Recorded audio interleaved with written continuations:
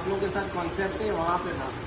तो जब वहाँ पे गए तो वहाँ पे इसी तरह हमें जो पास आउट हुए जिन्होंने किया होता था इसी तरह पुलिस ऑफिसर्स, तो हमें वो आके इस तरह पढ़ा रहे होते थे। तो मेरे अंदर हम लोगों के अंदर भी बड़ा कॉन्फिडेंस आया ना कि यार ये देखो ये बंदा है, अब ये कर सकता है तो मैं भी कर सकता हूँ, ये भी इसी तरह बात करता है। अब वैसे आपको पता हो कि ऐसे चीज़ होती क्या भला है,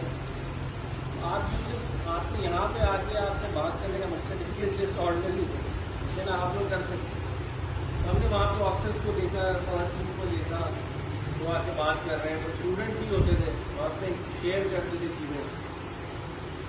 वहाँ से हमें गाइडलाइंस दी, हमने और मेहनत की और वगैरह से तो हम दोनों हो गए। वो मैं पुलिस में आ गया, वो उसमें डिस्ट्रिक्ट एडमिनिस्ट्रेशन में चले गए।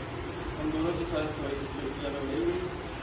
आपके लिए ये कि अगर आपके पास कोई बडीज़ हैं आपस में, कोई दो लोग हैं, तो इट ऑलवेज हेल्प, ठीक है ना। अगर आपका कोई ऐसा दो लोग आप मिलके आपस में कर लें, उससे आप एक दूसरे की बड़ी हेल्प कर सकते हैं। हमें थोड़ी प्रैक्टिकल देता है।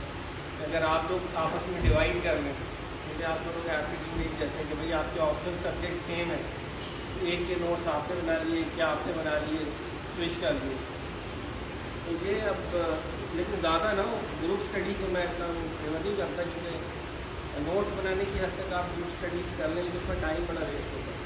दो लोग अगर हों आपके पास आपस में, अगर आप इस तरह जिससे आपका माइंड लगता हो, तो आपस में वर्क शेयर करें और एक दूसरे को हेल्प आउट करें ताकि आप अच्छा काम करें। पहले इसकी सब बहुत गपशप हो गई है, ठीक है। नौकरी के दौरान हम जो है ना कैसे मैनेज करता है वो मैं बाद में बताऊँगा। इसके लिए आपको अकेले में ठीक है, पहले ऑल द